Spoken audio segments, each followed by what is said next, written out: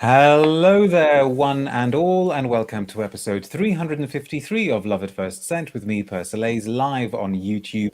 And you can see straight away that I'm joined by a certain Mr. Max Forti. I need to start by expressing and issuing an apology, not just to Max, but actually also to all of you, because I incorrectly stated that this broadcast would be starting at midday New York time. I said it would be 5 p.m. UK time, and it is 5 p.m. UK time, but we're in that very, very weird moment that happens, I think, only twice a year when the time difference between the UK and New York is not 5 hours, but it's 4 hours. And so actually, at the moment, it's 1 p.m. in New York. So apologies to those of you who were going with the New York time announcement and were kind of hanging around an hour ago wondering what was going on.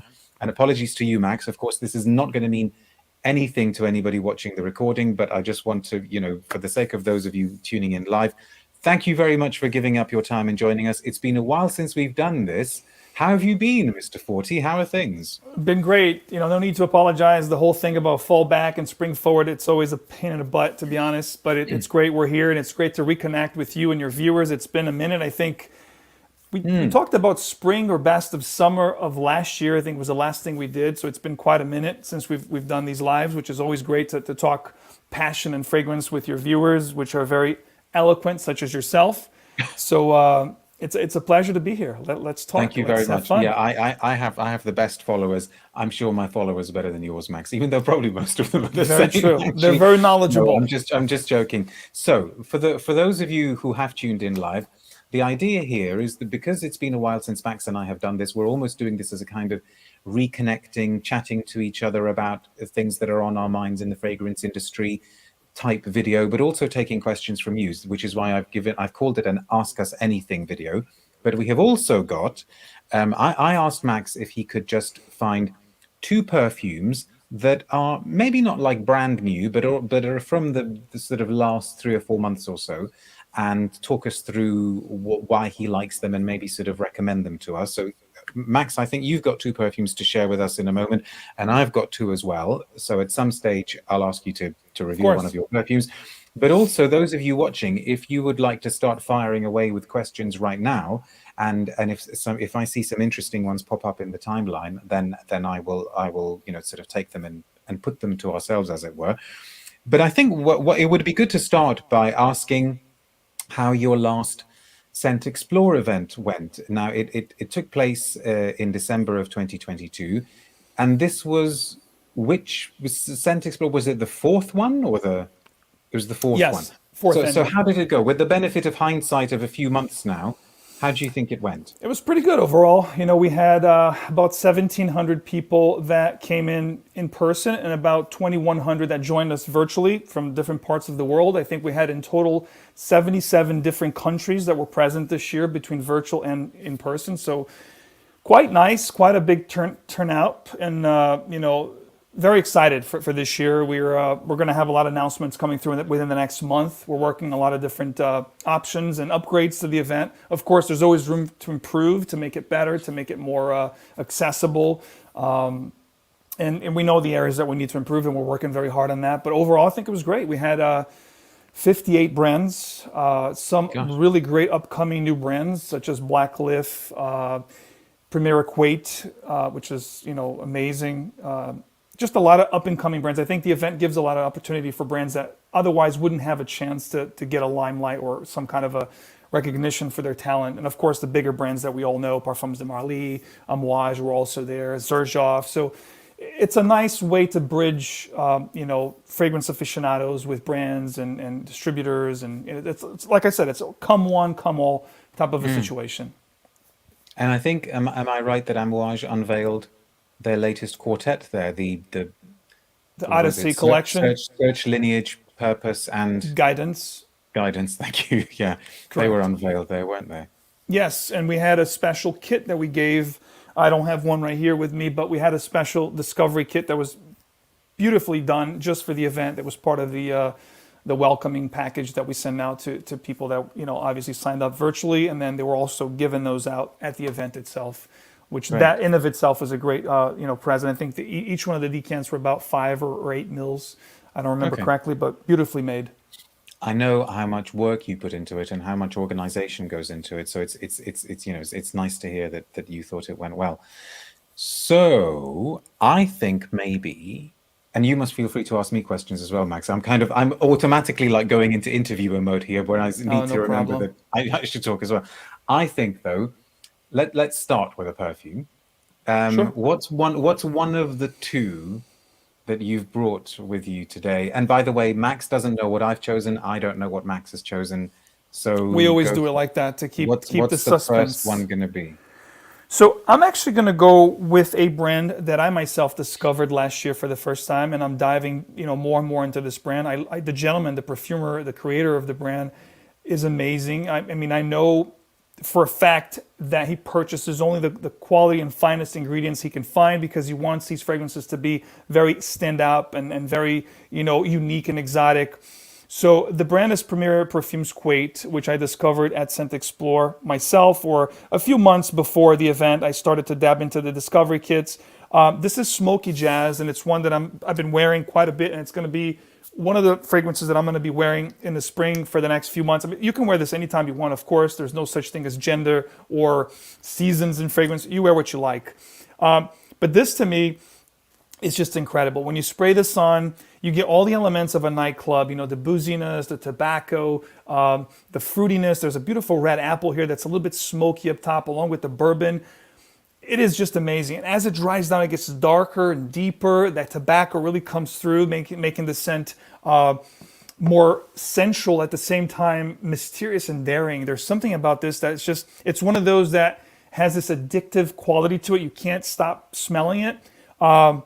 It's amazing. And everything with this brand, Narish, what I loved about it is very powerful. So if you don't like powerful scents, if you like a more subtle approach, something that's going to sit a little closer, don't go for these because these are Okay. beasts. They're going to push and they're going to last, 10 to 12 hours each. I mean, incredible stuff. Minimalist bottles, wooden cap, nothing really crazy with the presentation, but I call your attention to the juice. I mean, the juice is just amazing with this brand.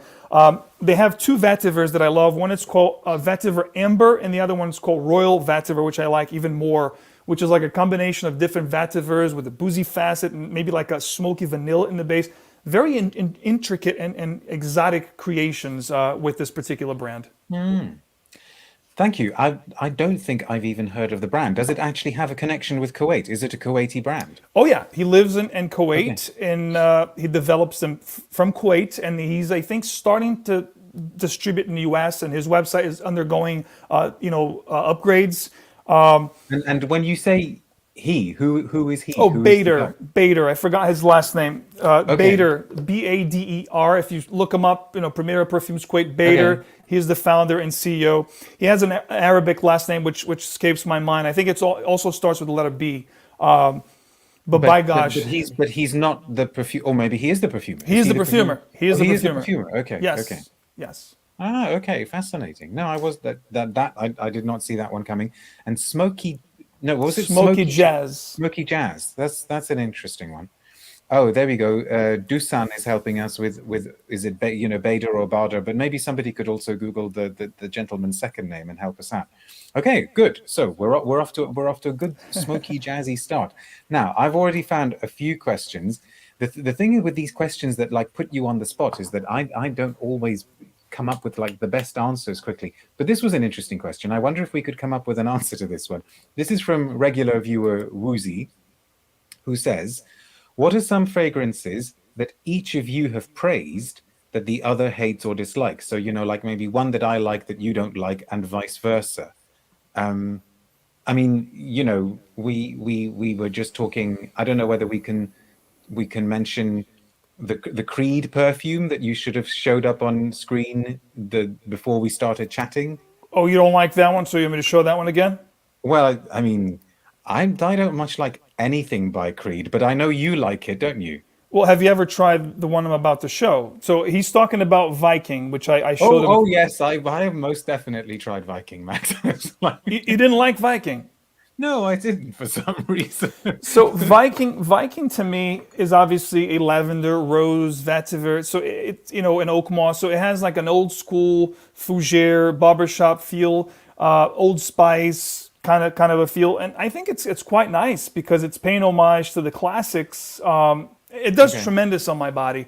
I love it, but I know Creed is a little bit weird with a lot of people. You don't want anything from Creed. Nothing you've ever tried. Have you tried some of the vintage stuff, for example? Maybe we should just have a whole video on Creed. The thing with me in Creed is I have to say, in the interests of, like, you know, objectivity and accuracy, I have not tried every single thing that Creed have done, but I can say that I have not really fallen in love with any Creed fragrance that I have smelled.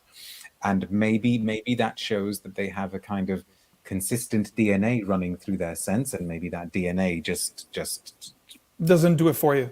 yeah, it really doesn't do it for me.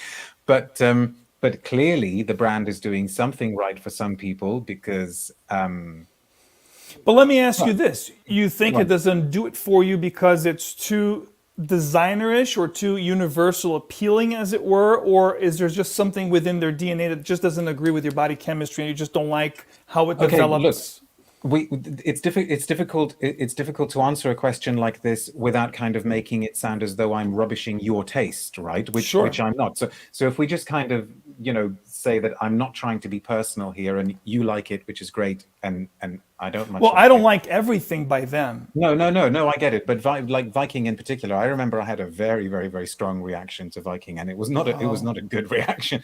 But to me, a lot of the times when I smell their scents, they just seem to me as though they are made with not terribly interesting or qualitative raw materials, and plus they're so expensive. I mean, I don't know what the situation is in America with Creed scents, but in the UK, certainly Creed perfumes are insanely expensive, and you kind of think you're paying a lot of money for something that at least to me feels substandard. I mean, I didn't get the Aventus thing. I think Aventus is. I don't even actually find Aventus particularly pleasant. And then people always say to me, "But what about what's Royal the Oud, Irish Tweed one? What's Green is Irish it?" Tweed, Green Yeah, Irish Tweed. people say, "But you must like Green Irish Tweed, because, you know, how could you possibly dislike Green Irish Tweed?" And I think, well, yes, it's kind of okay, but I would much rather go for, like, you know, vintage Davidoff Cool Water. Sure, So it's you know, understandable. but anyway, What I don't we must. appreciate, we don't have to get into the Creed thing too much. What I don't appreciate about Creed myself is the inconsistency of batches. And for that premium that they ask for those fragrances, I think it's kind of a little bit of a letdown and disrespect to their clients with the inconsistency of batches that are just all over the place. And they created this whole animal with people searching for the smokier batches or the fruitier batches. And it's just a whole new thing, you know. It's been over Right. the last decade, you know, a whole thing. So, but before, we mustn't go down the Creed rabbit. So that's one that I know that you like that I don't particularly like. Can you think of one that I like that you don't like? It It's would hard. It's probably hard with. something more of a floral scent. I think you mentioned something I from mean, I remember one. I remember one which you find very, very challenging, and I absolutely love because it came up in a video. Do Oh, you remember? yes, Dior Leather Oud. Leather Oud. Yes, Leather Oud. Yes, yes, yes. correct. I Because need that to is one. revisit that though. I need to revisit that. Or maybe you don't. Maybe you just don't like it.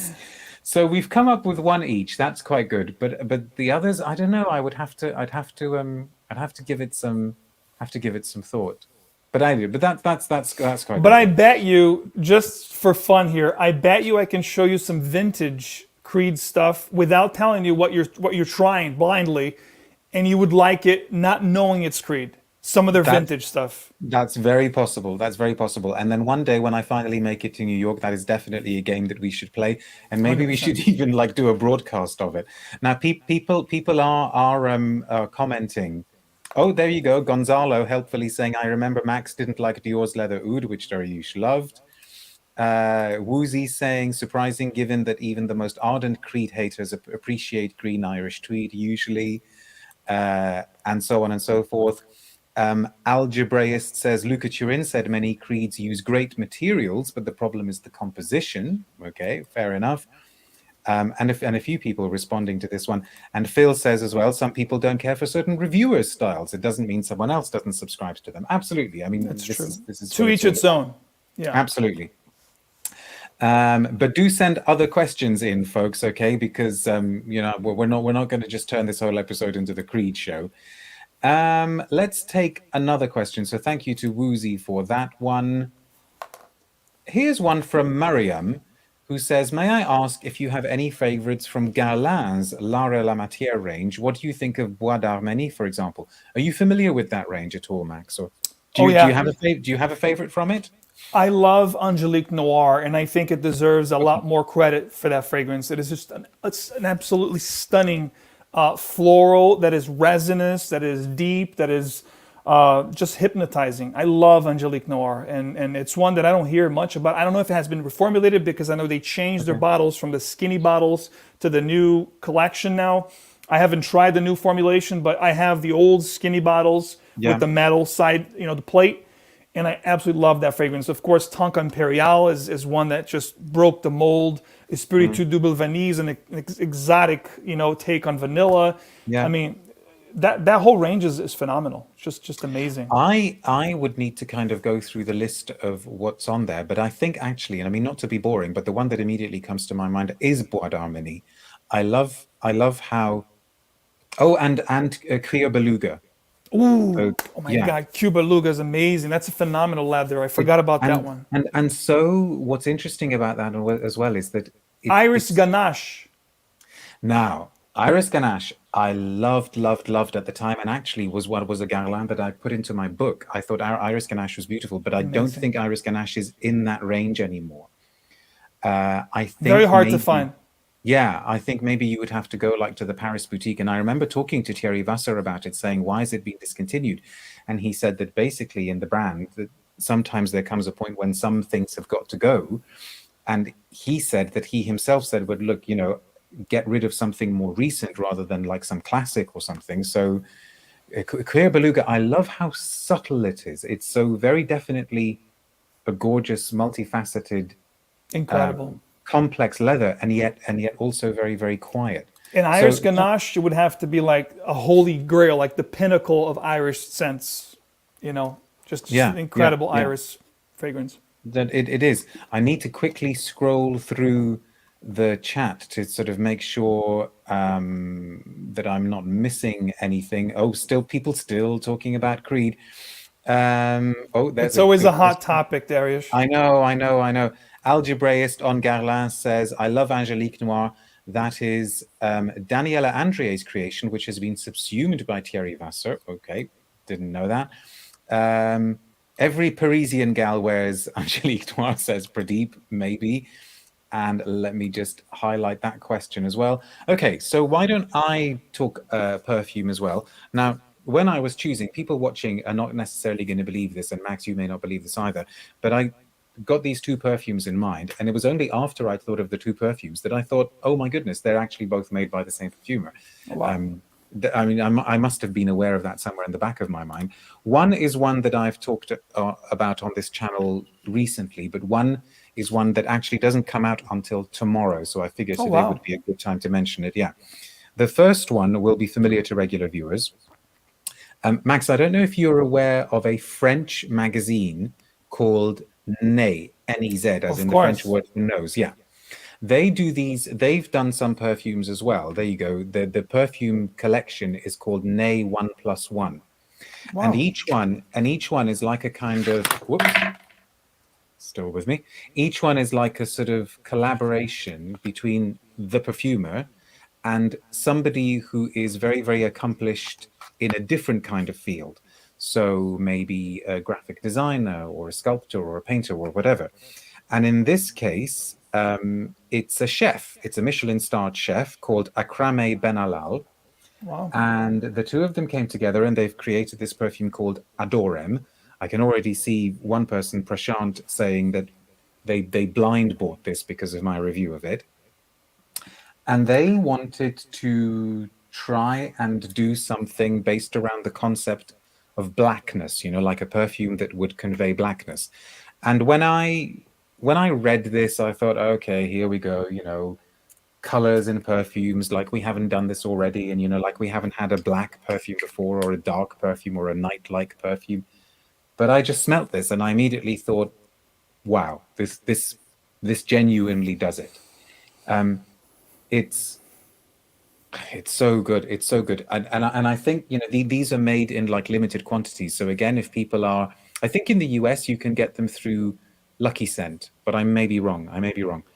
So If you because just the fragrance was developed with a chef, does it have foodie nuances or elements of no, no, no, culinary no, elements? no. I think the idea was that it was just like a sort of conceptual meeting point. And they just talked about their own particular styles and their own aesthetic and their own sensibilities, and it's got a really, really beautiful incense note. I mean, at its heart, actually, it's a frankincense. It starts off with things like, licorice and roasted coffee, all of those sorts of things that you might associate with blackness or darkness or brownness. And then it Wow. goes into this really, really fantastic incense. The incense is kind of fiery and inky and kind of like going into the black hole type incense. It's very, very, very sensual, and it sort of purrs and growls and is super authoritative. I don't Is know it if is it smoky and earthy at all? kind of, yeah, yeah, Kind of. yeah. I mean, it has those inflections to it as well, and yet it also manages to somehow smell very, very sort of pure. I don't know if back in the day you had a chance to smell Comme des Garçons Avignon. Oh, sure. Incense Sauvignon. I have it. I love it. Yeah, which is like one of the sort of holy grail of Incense. frankincense Yeah. perfumes. If you can imagine Avignon, but then kind of like give it some, I think the way I described it was that this is like Avignon done by the devil, Oh my God. whereas the original Avignon is very Lucifer's personal. Avignon. Yeah, yeah, the Lucifer's Avignon, and it's so good. It's really, really, really good. Wow. So that would be one from recent weeks that I was very, very, very impressed with. And speaking of frankincense, I don't know if you noticed this, but over the last couple of years, it's a note that's been very in right now. Even designer brands are dabbing into frankincense this, frankincense that. It's Yeah, very in right now. it could be that maybe these things sometimes come back. They go in cycles, I Cycles, suppose. yeah, Yeah. I agree. Let's see what other people are saying. Um, okay, let's take this question from Sharon, see what kind of discussion it leads to. She says, what trends in perfume are you excited about? And are there any trends that are causing you to feel dismay or bring about dismay? What do you think, sir? I think we talked a little bit about this off camera. Go on, Well, because I can't remember, did we? what puts me in a sense of dismay is pretty much what's happening in the designer world today, which is variations of the same thing, which is that vanilla tonka ambroxan situation that's in every designer release, that scent profile in the core, and then variations thereof. Now, what excites me, obviously, in the niche world, is probably a lot of the creations of the new synthetic molecules that are combining with naturals to create these, somewhat new profiles that I saw a few at Scent Explorer, and I know I'm going to see more at Essence. And I'm sure you can attest to that, Darius, that a lot of these new and upcoming perfumers are now working with Givaudan, Firmenich to work on these very exquisite molecules that are synthetic to combine with natural ingredients to come up with some, incredible new creations. That excites me for sure. No, absolutely, and I think Givaudan actually just the other day unveiled some new rose material that they're talking about, which apparently is some sort of variation of citronella or something like that. Trends, I'm not always brilliant at because I'm very, very suspicious about trends. I remember years ago writing an article for a newspaper, and which I suppose will remain nameless, and that's okay because I've written for a few now. And they said, look, if you can find 3 examples of something, then we'll call it a trend.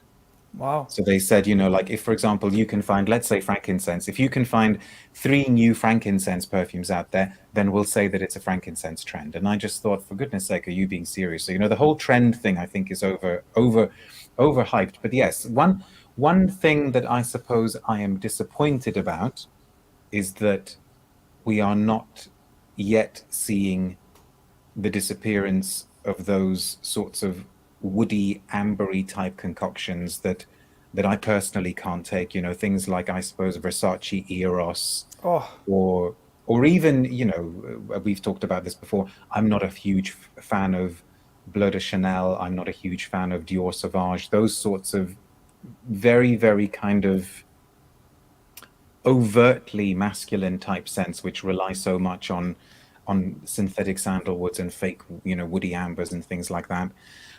But things that are interesting, I think maybe, I think maybe we're finally beginning to see the end, or there's some glimmers of hope at the end of the tunnel, the end of so-called niche or independent perfume brands just setting themselves up in a very kind of slapdash, cheap way, releasing six scents that they haven't, you know, given tons of time to, and going, hey, you know, we're an amazing niche perfume brand, and you need to love our stuff. And you sort of smell the stuff, and you think, but this smells terrible, and we've smelt this kind of thing a million times before. I think maybe we are starting to see the end of that.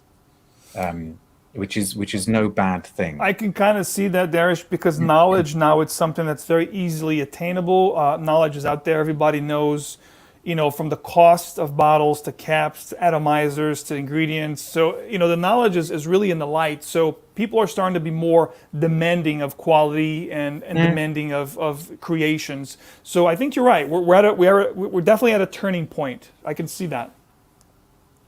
No, absolutely, absolutely. Let me go to, thanks for that question, by the way. Let me go to another one. Oh, by the way, these aren't questions, but just comments on my last recommendation. So Emily says, I blind bought Adorem as well. That's the you know, the incense one I was talking about. Love it, and particularly like it on my husband. Interestingly, it immediately transports me back to childhood and reminds me of visits to my grandparents' house. Interesting, Emily. Would you be able to reveal like which part of the world your grandparents lived in? Thank you for that. And then also, Cloudy says, Mr. P's review tempted me to try Adorem, but I've way overspent this month on frivolous things, so I'll have to wait until next month. Yeah, you need to watch the budget. And there's a little bit of a shout out here from Woozy for Amouage saying Lineage is a brilliant frankincense, in my opinion. So there we go. It's somebody who's enjoying one of the new Amouages. This question, let me see if I understand this question. So thank you very much. Devour Their Soul says, Mr. Persolaise and Max, almost to the end of my break, but still catching you for a bit. I have a question. Would you rather have all brands releasing full niche at, of course, niche prices, or as is currently? Okay, I'm not sure I fully understand that question. What do you take that question to mean, Max? Do they mean like, should the price of niche, do they mean like in terms of a style, like going all out? Let's okay, so let's take the question to mean, would we be happy to pay more for really, really bold, out there, old style niche scents, or do we want things to stay as they are? I don't know. Do you think that's a good interpretation of that question? I don't know. I kind of understand where he's coming from. I think Okay. that will never happen because obviously, I mean, I would love to see niche quality and niche standards if there's such a thing, you know, and we could all abide by those. But I think it's really a hard thing to do because obviously there's room for everyone, and how we are such avid fans of niche, there are avid fans of designers out there that will, you know, continue to buy the flankers after flankers, being as redundant as they may. So I think it's freedom. You know, let people buy the redundant stuff to us and let us enjoy the unique things. You know, and I think respect is the key word. You know, respect people's taste. And I would love to answer your question. I would love for everything to be niche, high quality, daring, you know, mysterious. But it's never going to happen. You know, taste is very wide, and there's a spectrum of different things. And I think the variety is the spice of life. You know. This is interesting because I'm kind of like, as I was listening to you, I'm also kind of looking through the chat and seeing people talking niche this, niche that. And I think part of the problem, again, and this goes back to the interview that I did with Michael Edwards last week, is that we don't have a common definition of niche. So one thing that, maybe we could spend a few minutes talking about this, what is our current definition of niche? Because I suspect that mine is probably a bit different from yours. So when you say niche, what do you mean, Max? See, my interpretation of niche is high quality ingredients, like you said before, time well vested and spent in the creation of these juices, not just rushing them, like really trying to captivate an idea or a region or, a profile. And I think scarcity or limited, quantities to me makes niche. Hard to find, sold at limited locations. When something is overly made, I think it's very hard to guarantee the uniqueness or, the appeal, because if you're making 1 million bottles of something, that it's going to sell like crazy, and you're going to spend a lot of money with marketing. Your Dior Sauvages, your Versace Eros, therefore, there's going to be a lot, and they just don't care. But when it comes to a bottle that is made to measure, so to speak, that is going to have a lot of time spent to it with ingredients, with the perfumer. I think that's what niche means. And I think, like you said before, brands will come, brands will go. I think people need to start understanding what these brands are all about and its core, the values that they really want to convey with their product. How long have been, like, take Amouage, for example, that we talked about, earlier. They've been around, they're going to celebrate their 40th anniversary. So there's so much history there. There's so much that they've done and so much changes that they've suffered over the decades. But the core of the brand, the values, is still there, and I think that's what people need to start understanding when it comes to niche. So to you, is niche something that indicates quality? 100%. And I guess what I mean by that is superb quality. So to kind of turn that on its head a little bit, if there was a brand which is a small brand and an independent brand which produces a small number of bottles and doesn't like have a huge amount of money or maybe any money for marketing or anything like that, but their scents are not especially good or of especially high quality, would you not call them a niche brand? That's a good question. Let me revert that to you. Would you call them a niche brand? Yeah, see, because I am very, very, very conscious on my channel and certainly in my writing to not even use the word niche, because I think gets it was tricky. actually, because it was a few years ago. I think it was the one of the first times when you very kindly invited me to be on a panel at Scent Explore.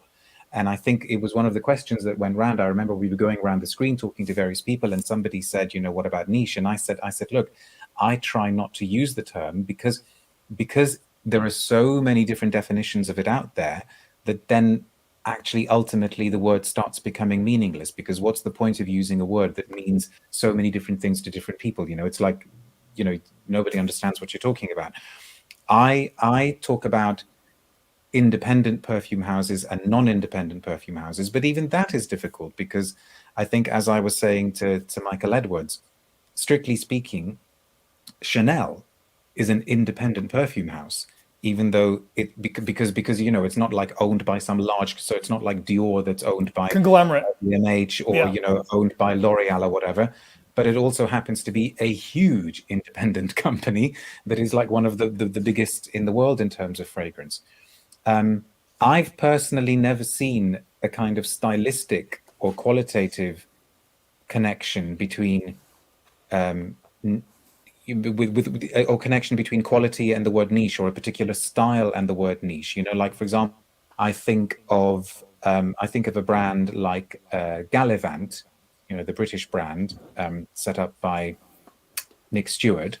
Yes. And who used to work for L'Artisan. Correct.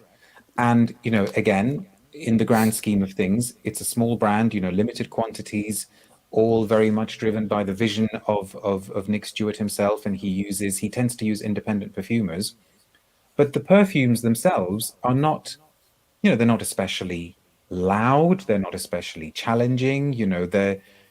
I think give them a different sort of bottle and a different kind of packaging, and they wouldn't look all particularly out of place in the mainstream. So I don't know. And then you get a brand like, I don't know, 4160 Tuesdays, which is also, by some people's definition, very, very niche and has a completely different style. And so I don't know. I think the term is so broad that it Yeah. ends up actually being Well, a little bit meaningless. it is very tricky. I think, like going back to that first statement that we talked about in this live, or a few minutes ago, to each its own. You have to do your own due diligence and assessments and what you consider niche, because my definition of Mm, niche might not be Darish's or yours watching this live here or this video when you watch it. I also tend to look at brands when their main focal point is creative process of fragrances. Go back years ago, Annick Goutal's, Serge Lutens, L'Artisan Parfumé, those brands that were just primarily just producing fragrances and that's it, working with great perfumers.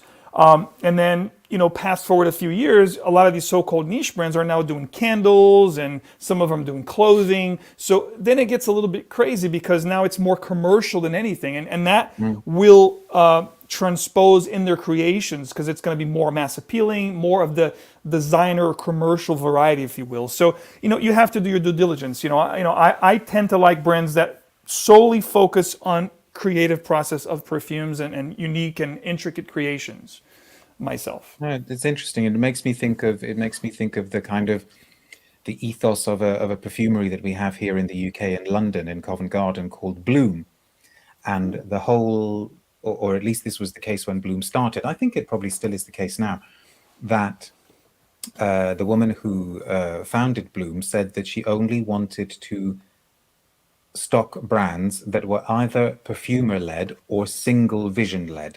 So either they were brands which had one perfumer, or they were brands which had like a very, very singular, single directing force, and perhaps Interesting. the work of other perfumers. And and she wanted that very, very clear vision.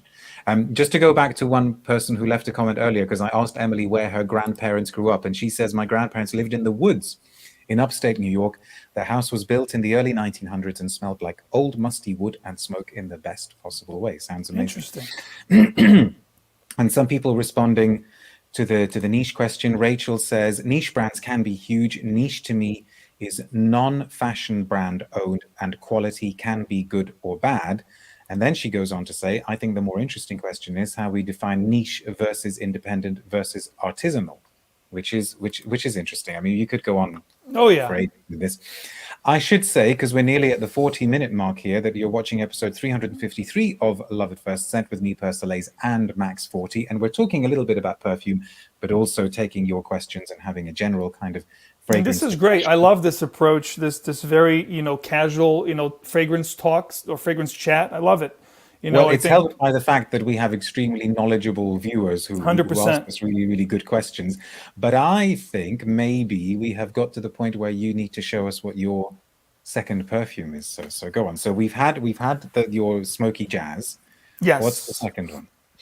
So this brand, I don't know if you're familiar with them. I'm not sure. I remember we talked about it in the past, and I think This at is that going to be point, Creed, isn't it? Is it going to be Creed or not? can you imagine? No, no, no. I'm not going to do that.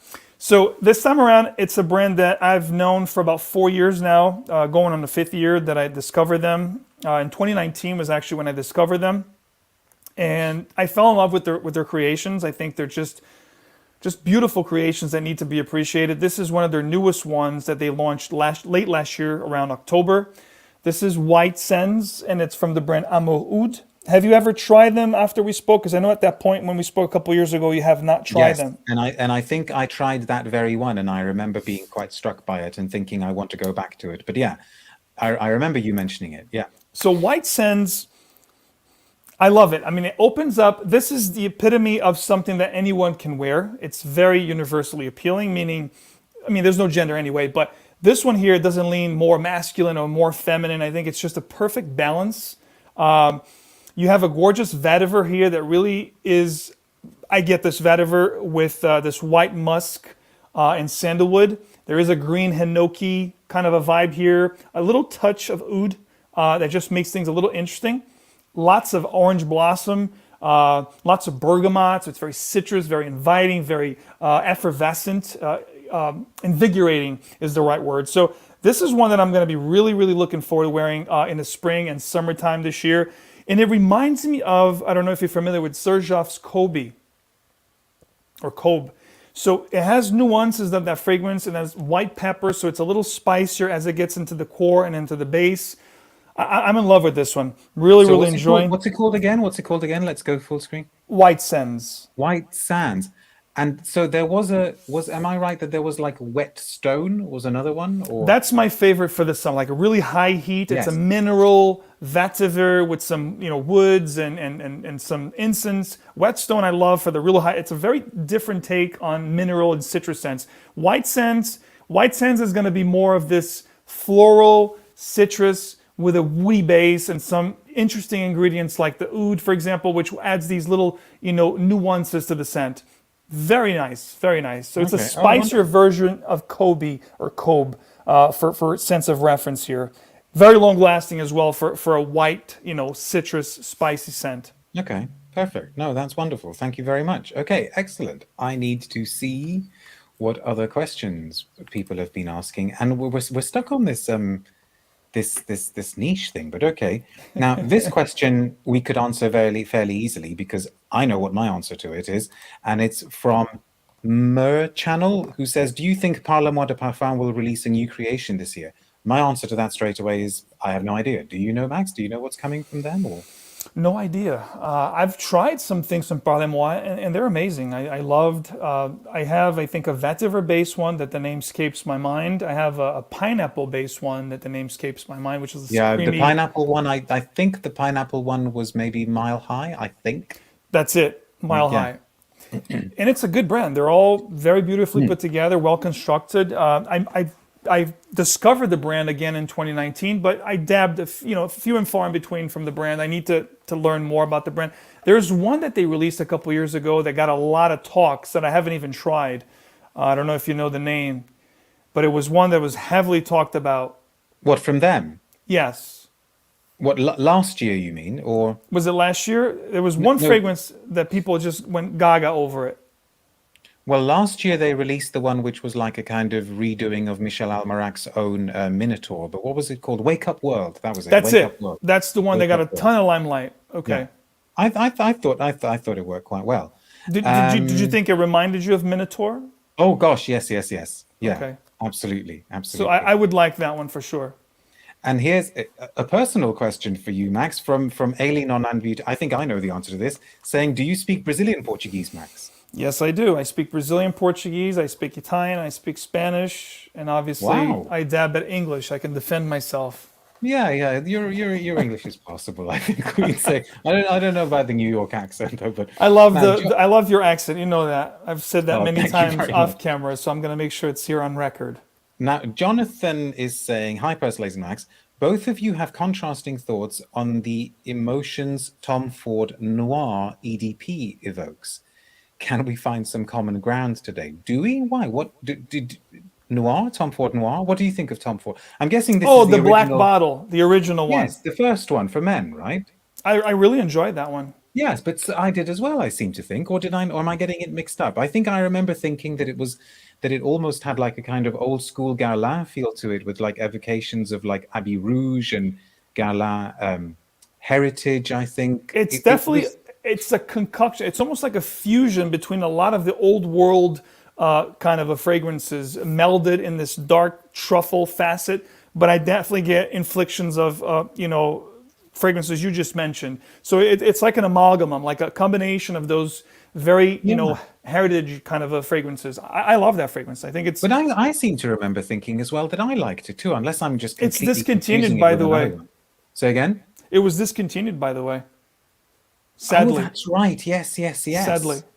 Yeah. And then they almost did like a sort of noir parfum or something, which was really So not the same. they And focused on the gourmand side of that line. They pretty much yeah, discontinued anthracite, which is also kind of old school, fougere, very mineral and smoky. Noir. The 2012 original was incredible, like we talked about. And then when the Noir Extreme came out, which was very gourmand with that coffee dessert, they did so well with that that yeah, they just continue to release flanker after flanker within that yeah. kind of And it wheelhouse and started discontinued the going, original. it started going further and further away. I remember you're right now. Yeah, Correct. I'd forgotten all of that. Okay, thank you. Let's take another question. This one is from Rachel again, who says, How do reviewers handle brands not being straightforward or honest about the amounts of raw materials in the bottles versus their incredulous marketing materials? How do ethics work here? Okay. Do you want to take that one first, Max? Sure, that's another gray area that's very subjective, especially when I'm not a chemist. I can't really dissect the fragrances themselves to figure out exactly what's going in there. I'm not certified, perfumer or chemist, so I don't have that training.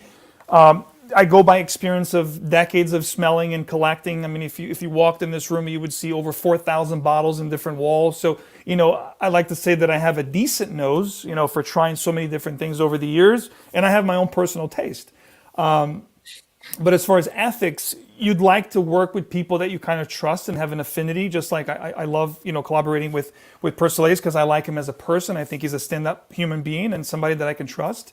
And that goes without saying. The companies that I work with is the companies that I like to say that they are being straightforward with me. And if I discover something that's not ethical or moral, appealing to me, I will walk away from that situation and relationship. I don't have to bring that to public, but if I'm not talking about a certain brand, most likely if I talked about in the past, something happened in there that I just didn't think it was a good decision for me to talk about them.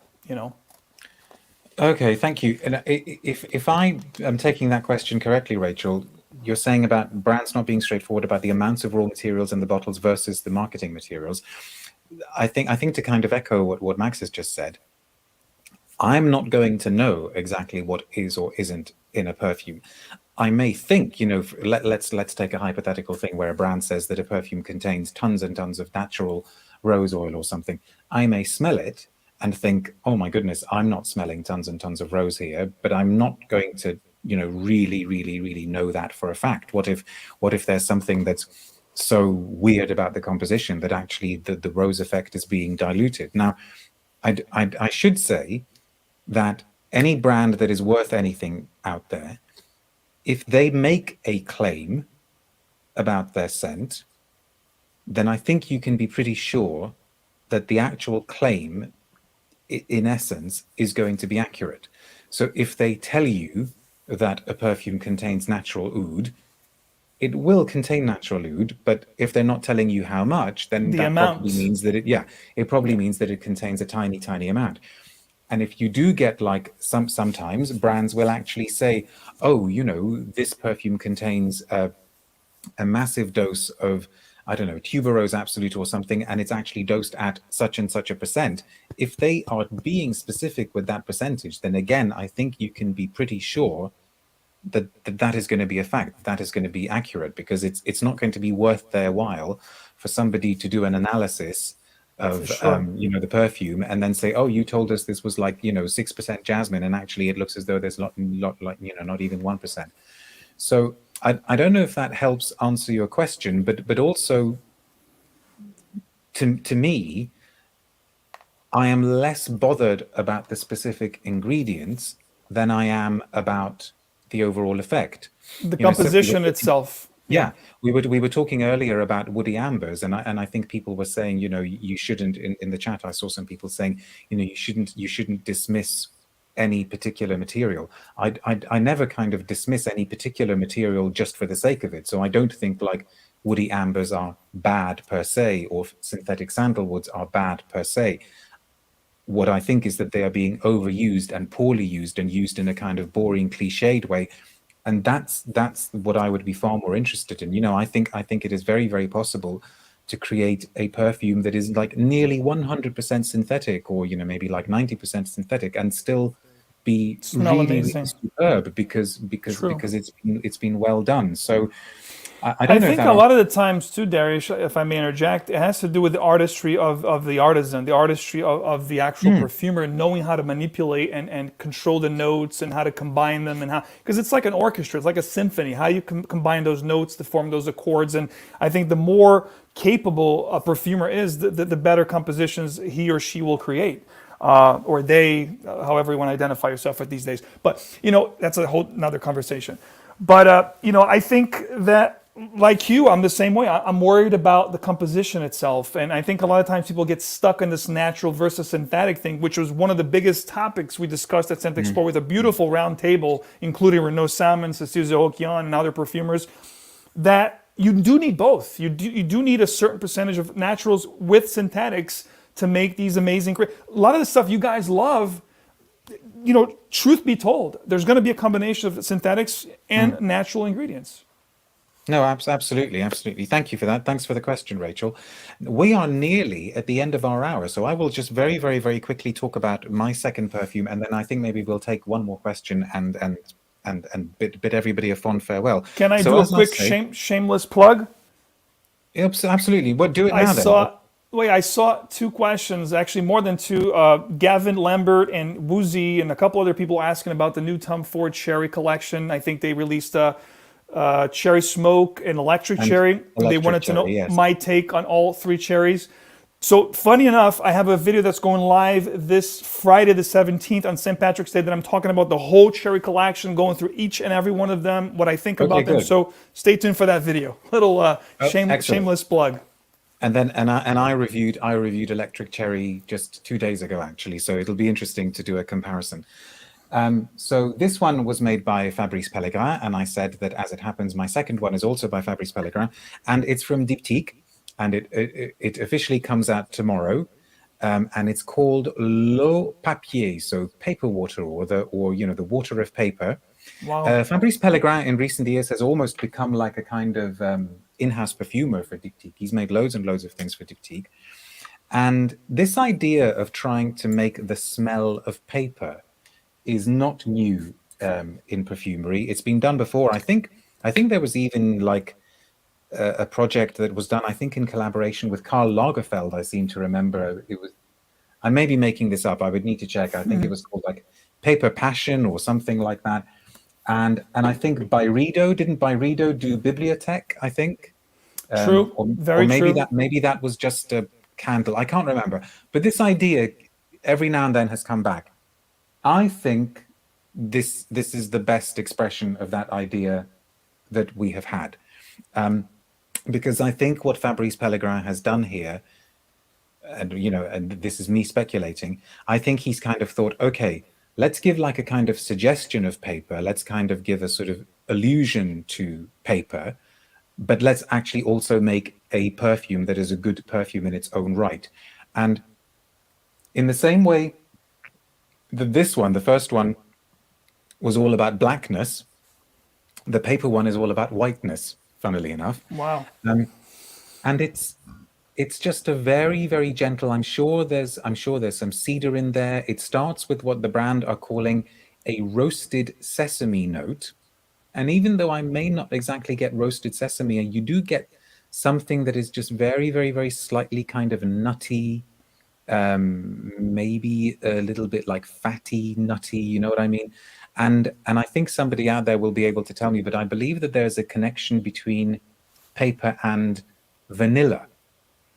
Because also at the base here, you get a very, very, very kind of like a sort of dusty, like a dusty vanilla, yeah. And as something that is just quiet and subtle and gentle and inviting and sophisticated, I was really, really taken with this, because I think it's hard to do quiet and interesting well. That's true. And this was a sort of immediate first love for me. So that would be my recommendation. I would say check it out. Thank you, and I love that yin yang sort of approach that you did with both the incense and the paper. It was unplanned. It was unplanned, but I just and the same perfumer too. So subconsciously, yes. Your mind was playing absolutely. tricks on you. I've seen this question. I think we should end on this question because this will be an interesting one.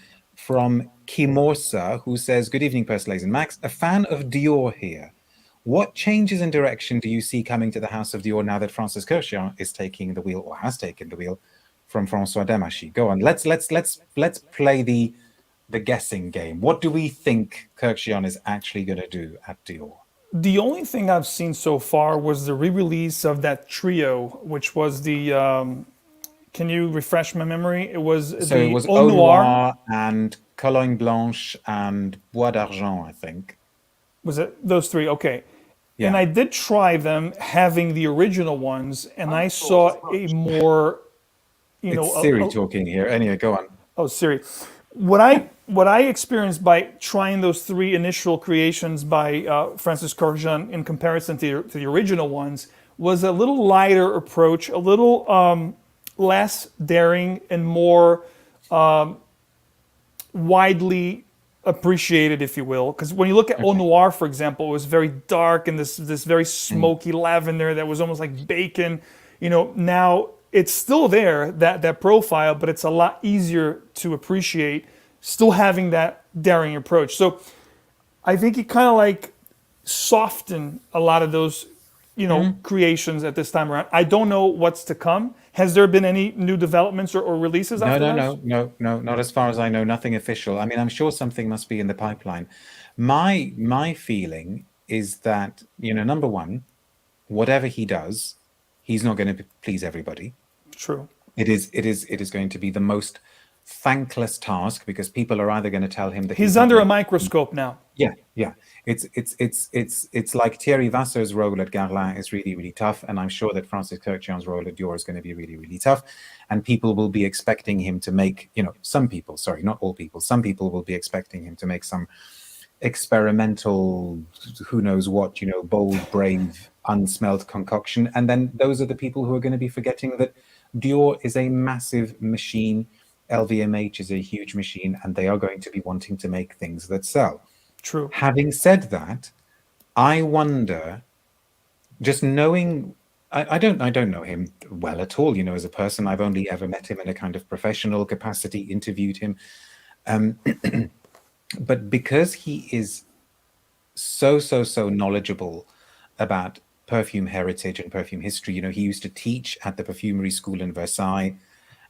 Because I think he also has a huge amount of personal fondness for the history and heritage of Dior, I wonder if somewhere along the line he is also going to give us things that are like homages to the past.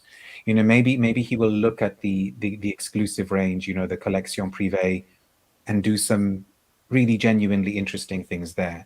Maybe he will reissue some of the classics in an interesting form. Maybe he'll go back to the drawing board and try to fix some of the, maybe I don't know. I'm just guessing here, but maybe like restore Eau Sauvage to a little bit more. I love that you said that, Darius, Yeah. because I was actually going to talk about my huge 1,000 ml bottle of Eau Sauvage there and say exactly what you're saying. You took the words out of my mouth. I would love to see him take a Edmund Rudniska creation and do like a different take on that Eau Sauvage, on a more niche, like if there's such a thing, like we're talking about the whole word niche being thrown around, or a Fahrenheit, the original Fahrenheit. Take a lot of those classics from Dior and maybe adding some different nuances or different, situations fragrance-wise and creating them into the, because I think over the years before he took, reins of the Privé Collection, I think it was more of a floral and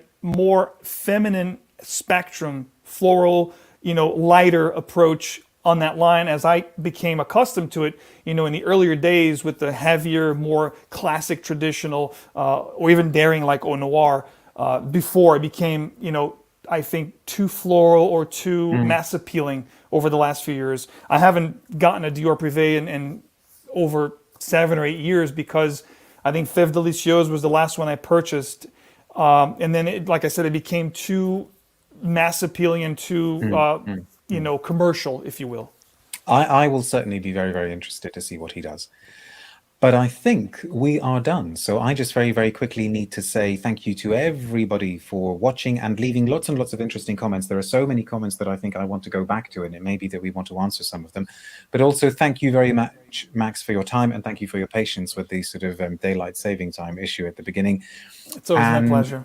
And yes, we will have to tune into your Tom Ford Cherries video on Friday. So thank you very much, everybody. Stay tuned to social media for details of more videos coming up. And let me give the final word to you, Max.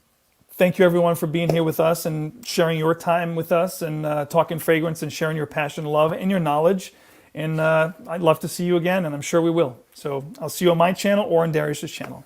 Take care. Thanks very much, everybody. Bye now.